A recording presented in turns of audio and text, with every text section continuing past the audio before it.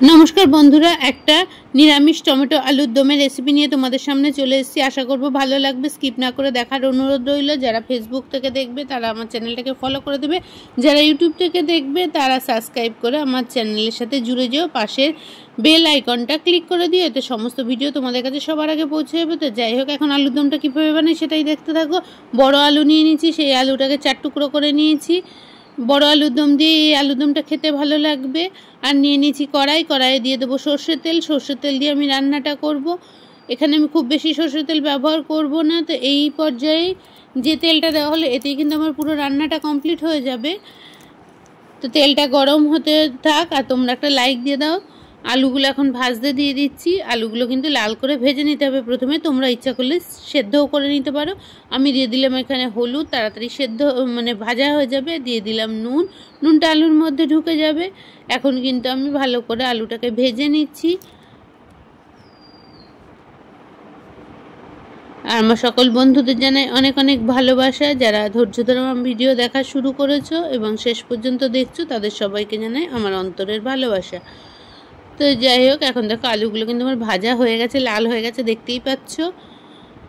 এবার কিন্তু আমি তেল থেকে তুলে নেব। আর ওই যে তেলটা পড়ে থাকবে সেই তেলটাতে কিন্তু আমার রান্নাটা কমপ্লিট হয়ে যাবে। আলুর দম খুব বেশি তেল না দিলেও কিন্তু টেস্ট হয়। মশলা ভালো করে কষিয়ে নিলেই কিন্তু রান্নার টেস্ট দ্বিগুণ হয়ে যায়। তাই আলুগুলো ভেজে তুলে রেখে দিয়েছি। এখন ওই তেলে দিয়ে দিলাম শুকনো লঙ্কা ফোড়ন, লবঙ্গ ফোড়ন দিলাম, দিলাম দারচিনি, এলাচি, এইগুলো ফোড়ন দিয়ে দিলাম। আর টমেটো নিয়ে নিয়েছি, দেখতেই পাচ্ছ। এই টমেটোগুলো কেটে নেব। আর এদিকে ফোড়নটা দিয়ে দিয়েছি জিরে ফোড়ন। টমেটোটা কেটে নিয়েছি, টমেটোগুলো প্রথমে ভাজতে দিয়ে দেবো। টমেটোটা নরম হওয়া অবধি কিন্তু অপেক্ষা করব। বেশ ভালো করে নাড়াচাড়া করে নেব। টমেটোটা কিন্তু দেখো অনেকটাই নরম হয়ে এসছে, দেখে বুঝতেই পারছো। এবার এক এক করে সমস্ত মশলাগুলো এর মধ্যে অ্যাড করে দেব। দিয়ে দেবো এখন আদা বাটা, 1 চামচ, চায়ের চামচের 1 চামচ আদা বাটা দিয়েছি। তো এবার আদাটাও ভালো করে টমেটোর সাথে কষিয়ে নেব যতক্ষণ পর্যন্ত কাঁচা গন্ধটা না যাবে আদা আর টমেটো, ততক্ষণ কিন্তু আমি মশলাটা কষিয়ে নিচ্ছি। মশলা কষানো ভালো হলে কিন্তু রান্নার টেস্ট কিন্তু সত্যি দারুণ হয়। যাই হোক এখন কিন্তু এগুলো আমার মশলা কষানো হয়ে গেছে। এখন হলুদ দিয়ে দিচ্ছি। হলুদ খুব বেশি পরিমাণে দেবো না, কারণ আগেই আমার আলুতেও হলুদ দেওয়া আছে। জিরে দিয়ে দিলাম আর 1 চামচ ধনে দিয়ে দিলাম। এই মশলাগুলো দিয়েই কিন্তু আমি ভালো করে কষিয়ে নেব। আবারও দিয়ে দিলাম শুকনো লঙ্কার গুঁড়ো। তো একটু জল দিয়ে দিলাম যাতে মশলাটা না পুড়ে যায়। এবার ভালো করে মশলা কষিয়ে নিচ্ছি।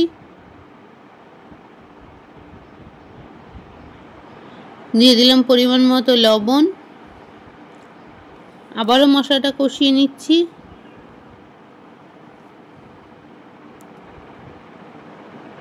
দিলাম পরিমাণ মতো চিনি। এটা একটু টক ঝাল মিষ্টি হলে কিন্তু খেতে ভালো লাগবে। আর আলুর দম কিন্তু আমরা লুচি, পরোটা, ফ্রাইড রাইস সব কিছুর সাথেই খেতে পছন্দ করি নিরামিষ দিনে।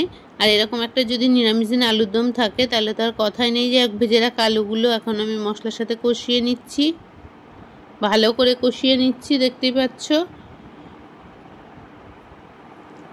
আমার কিন্তু প্রায় কষানো হয়ে এসেছে, দেখে বুঝতে পারছো। এর মধ্যে এখন দিয়ে দেবো হিং।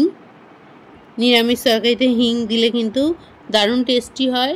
হিংটা দিয়ে আবারও আলুর সাথে ভালো করে নাড়াচাড়া করে নিচ্ছি। এখন দিয়ে দেবো গরম জল। আমি আগে থেকে গরম জল রেডি করে রেখে দিয়েছি, সেই গরম জলটা কিন্তু দিয়ে দেব। আমার প্রায় কষানো হয়ে এসেছে।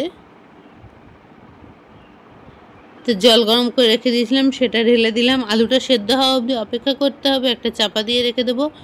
আলুটা কিন্তু অনেকটাই এখনো শক্ত আছে। যাই হোক আলু কিন্তু আমার সেদ্ধ হয়ে গেছে প্রায়, আর একটু আধটু সেদ্ধ হতে বাকি আছে। তাই দেখো আমি কিন্তু এবার নামিয়ে নেব।